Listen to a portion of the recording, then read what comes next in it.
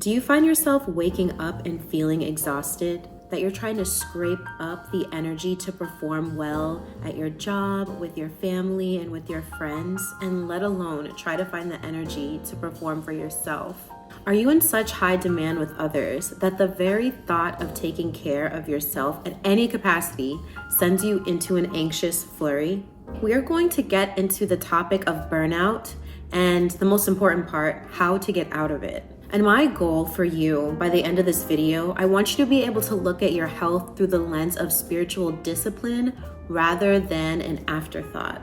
Hello, you effervescent flower. I am Veronica. I am the founder of Forever Effervescent. I am a nutrition and life coach, and I am here to help you high-functioning, high-value women walk and feel like you are God's greatest creation, honey.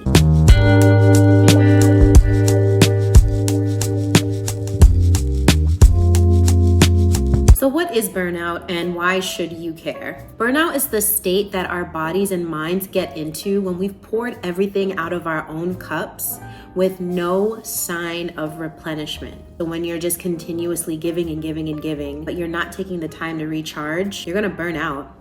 And as modern women in a chaotic, fallen world, we feel that we need to push ourselves to the maximum capacity, not eating, not sleeping, not making time for God, because we inherently feel this is the way that we become great. And oftentimes, this stems from a belief that we are not good enough as we are. And this belief is then hidden under a mask of ambition.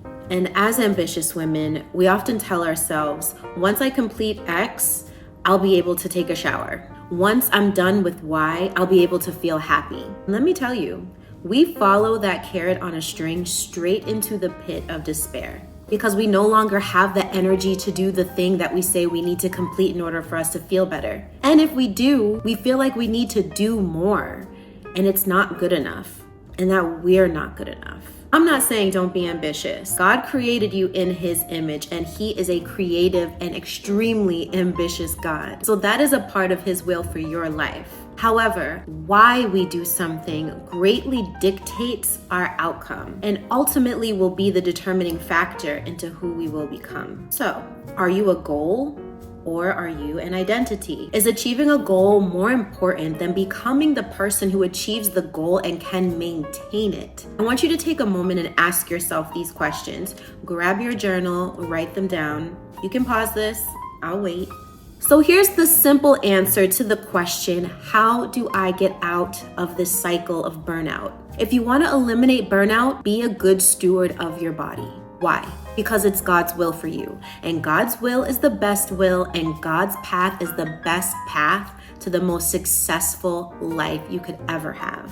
And the best part, we can use biblical femininity to get there. It is all written out in the book of instructions, in the book of truth, the Holy Bible. So here are 3 biblical keys of being a good steward of your body and ultimately getting out of this endless cycle of burnout. Key number 1. Resting and renewal over hustle and grind. Biblical femininity is restorative. When I think of the word grind, I think of anxiety, I think of hardship, and that's exactly what it is. And I know because I have grinded many times in my life, and I will tell you right now, I don't ever want to go back there. I don't think we should be afraid of hard work because that's how character is built. However, if you're going like you're an Energizer bunny, you're not a battery operated toy, you are a creation of God and you need to rest. In the 3rd of the 10 commandments, God tells us, remember to observe the Sabbath day by day, keeping it holy. You have 6 days each week for your ordinary work, but the 7th day is a Sabbath day of rest, dedicated to the Lord your God. For in 6 days the Lord made the heavens, the earth, the sea, and everything in them.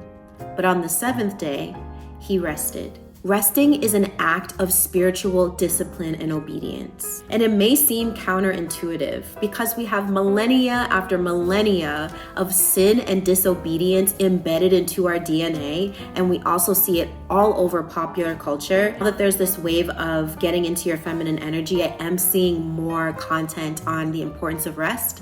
thankfully. But I think that we can all agree the resounding information out there is you gotta get up, you gotta hustle, and you gotta grind. And that's not what God is telling us to do. And as women, we may feel guilty for slowing down, especially as women that are mothers, that are heads of the family, that are really important in their careers. But burnout is not good stewardship of our bodies. Even Jesus took time out of his busy day to rest. In Mark chapter 6, verse 31, it says, "Let's go off by ourselves to a quiet place and rest a while."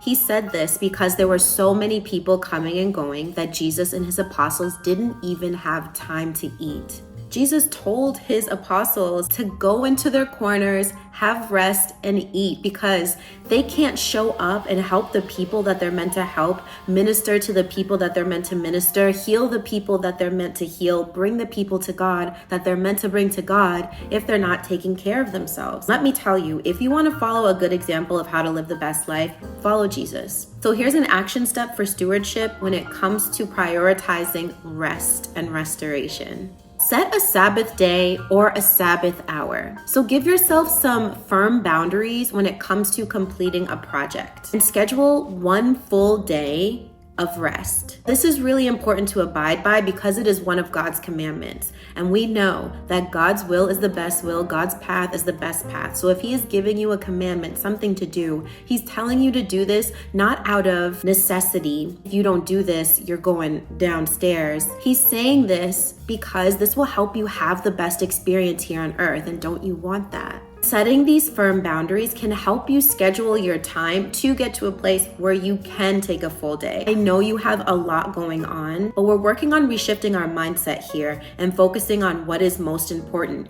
You can't show up if you are haggard and tired. You will feel less confident and less self-worth if you are running around looking tired and looking haggard. We need to rest. Something very simple that I do. I set a no screen time. By 9 o'clock, I have a time where I turn off screens. And if I'm in a late meeting or something like that, for example, last night I was in my new membership class for my church and that ended at 8:30. I took a shower, I got ready for bed, and sometimes I like to watch a little YouTube before I get into my reading for the night. So I'll give myself a grace period till 10 p.m. And then for sure, it screens off. And following this simple action step has created so many other little habits around it, little 1% improvements that I see have blessed my life astronomically. Key principle number 2, strength over weakness. Biblical femininity is not weak. It is strong, it is powerful, and it is impactful. And I'm talking about exercise here. We cannot go through our day feeling full of vitality and energy if we're not intentionally moving our bodies. Now, don't blame me. You can blame the laws of physics on this one. Newton's first law of motion, also known as inertia, states an object in motion stays in motion, and an object at rest stays at rest unless it is acted upon by an outside force. Now, just replace the word object with body, and then you will see the importance of movement. The proverbial woman that God has ordained for all of his daughters to be is a woman who prioritizes her strength. In Proverbs 31, verse 17, it says, "She sets about her work vigorously. Her arms are strong for her tasks." If you want to have a good life, you have to make sure that your body is in peak condition. And staring at your computer for 10 plus hours a day just ain't gonna do it for you, honey. I'm sorry to tell you. Actually, I'm not sorry to tell you. I'm really happy to tell you that because we finna change those habits. Being a good steward means caring for your body so you are strong and have the energy and vigor to fulfill God's calling for your life. God would never call you to be weak. Here's an action step for stewardship when it comes to strength. Whether it's Pilates or actual strength training, make it a priority to build strength, especially for us women, and especially after the age of 35, our production of estrogen begins to decrease. And this has an enormous impact on our ability to build muscle, to regulate our hormones, and to distribute fat efficiently. It's really important that we work towards shifting our mindset to view fitness as a tool for longevity and vitality and not for vanity's sake. For also it says in Proverbs 31, charm is deceitful and beauty is vain. Key number 3, fuel over convenience. Biblical femininity is nourished and controlled.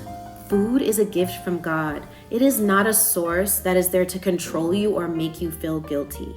In 1 Corinthians chapter 10, verse 31, it says, so whether you eat or drink or whatever you do it all for the glory of God. And this is why it's really important to say grace before your meals. You're saying thank you to God for providing this meal, and you're blessing the meal, and you're blessing the body, and you're edifying it in the name of God. Now, some of us might feel like they're a slave to food and have cravings and tend to overindulge and overeat. Overindulgence will lead you to lower confidence, lower income, and overall an unhealthy body. In Proverbs 23, verse 20 to 21, it says, do not join those who drink too much wine or gorge themselves on meat, for drunkards and gluttons become poor, and drowsiness clothes them in rags. And I know there's no one that wants to become poor and walking around here in rags. If you can't fast from something, you are a slave to it. And that is a whole other video. I'm really excited to get into some topics of fasting.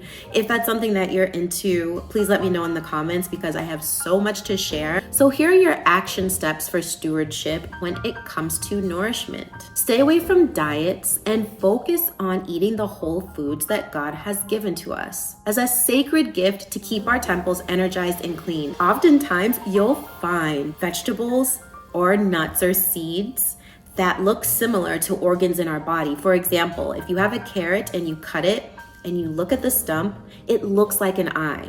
Carrots are good for your eyes. Kidney beans are in the shape of a kidney. Sweet potatoes look like a pancreas. They help the health of your pancreas. Onion, if you cut it in half and you look at it, it looks like a cell, and onions help to clean and regenerate our cells. We want to focus on those whole foods that God has given us as a gift so we can have this energy and we can escape this rat race of the burnout. When we're feeling burnt out, we just grab whatever's there. And if we are stocking up our pantries with chips, popcorn, protein bars, rice cakes, we're not eating clean, we're not eating whole, and we're not going to feel good. I know because I have been there myself. Another action step is I would like you to focus on at least limiting your drinking. If you can get to a place where you're rarely drinking or not drinking at all, even better. Alcohol, it's poison. It's making you sick in the mind and in the body. And I know all about this, and it did nothing for me. I used to have this limiting belief: if I wasn't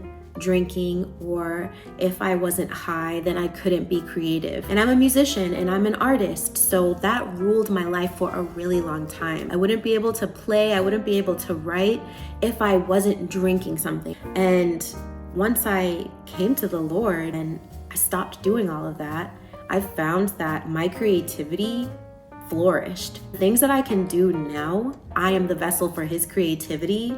The things that I am coming up with are absolutely amazing. A great alternative if you're out and other people are drinking around you, or even if you're in an intimate setting, it's just you and a friend and your friend's drinking, but you really don't want to. What I do now is I always bring Pellegrino and key lime with me if I know that I'm going out somewhere. I love Pellegrino, sparkling water, Aqua Panna, Saratoga, any of those mineral waters. What is the other one that I really like? Green Mountain or something like that. Not the flavored ones because those have like natural flavors and I don't know what's up with that, but there are cancer causing agents in anything that says natural flavors, and it also disrupts your gut microbiome. If you want to learn more about gut health, I have a video on that. I'll put it in the description. Sparkling water and key lime, have that glass next to you. You will be satisfied. What we want to do here is we want to shift our mindset to look at what we put into our bodies as the necessary fuel to live a good life. Okay, it's your turn. Which of these 3 biblical keys do you need to work on more? Rest, strength, or nourishment? Please let me know in the comments. And honey, I understand. I am not judging because I have needed to work on every single one of these principles and then some. If you would like transformative guidance to achieve true biblical femininity and vitality, please visit my website, forevereffervescent.com, and book a one-on-one session with me. All right, my flowers, it was so amazing communing with you today. I look forward to the next one, and until next we meet, Ciao for now.